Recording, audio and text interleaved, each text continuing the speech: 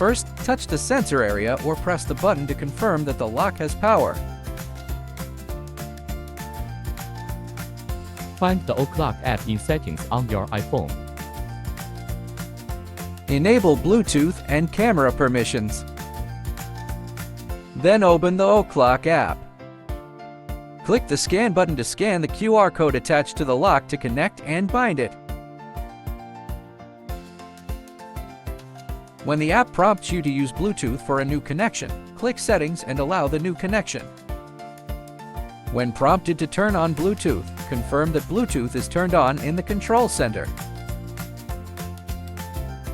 Touch the sensor area to wake up the lock and connect. Once the connection is successfully established, you can use it normally.